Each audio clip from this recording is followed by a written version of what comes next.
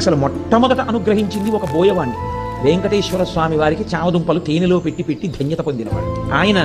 ఒక రోజున చామదుంపలన్నిటినీ ఉడికించి మెత్తగా అయిపోయాయని చూసి తేనె పట్టుకొచ్చి దోణిలో పోయివే పట్టుకెడతాను వెంకటేశ్వరుడికి అన్నాడు. ఆవిడ చూసింది తేనె అయిపోయిందండి భార్య. ఆయన అన్నాడు, రా మన ఇద్దరం వెళ్ళి తేనె పట్టుకొద్దాం. కొడుకుని పిలిచి అన్నాడు, రే నువ్వు ఈ చామదుంపలు జాగ్రత్తగా చూస్తుండు, నేను అమ్మ వెళ్ళి తేనె పట్టుకొస్తాను. అలాగే నాన్నగారండి అన్నాడు. వాడు కూర్చున్నాడు. బోయవాడు భార్య పక్కన ఉన్న అరణ్యంలోకి వెళ్ళారు తేనె కోసం. చేసి తేనె పట్టుకుని వచ్చాడు ఆయన. ఆయన వెంకటేశ్వరుడితో కలిసి తింటాడు. అందుకని ఆ తేనె పట్టుకుని వచ్చే లోపల ఈ పిల్లవాడికి ఆకలిసింది.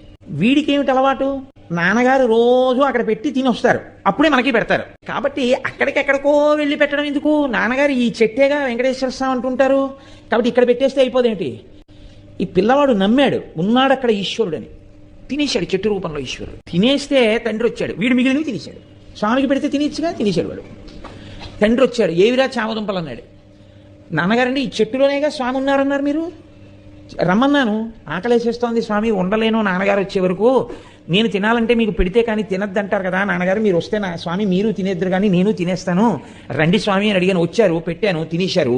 తండ్రికి ఎక్కడ లేని కోపం వచ్చింది. చెట్టుకు పెట్టావా, తిన్నాడా వెంకటేశ్వరుడు? ఆయన అమాయకత్వం ఆయింది. ఎంత పనిచేశావురా అని ఆ చేతిలో కత్తి ఒకటి పట్టుకుని వెళ్ళాడు ఆయన. ఆ కోపంలో ఒళ్ళు తెలియకుండా కత్తి ఎత్తి పిల్లాన్ని కొట్టబోయాడు.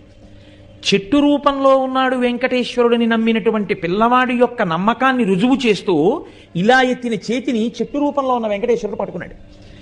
ఎవరు పట్టుకున్నారు చెయ్యని వెనక్కి తిరిగి చూశాడు. చతుర్భుజుడైనటువంటి స్వామి పట్టుకున్నారు అతని చేతిని. ఆయన చూసి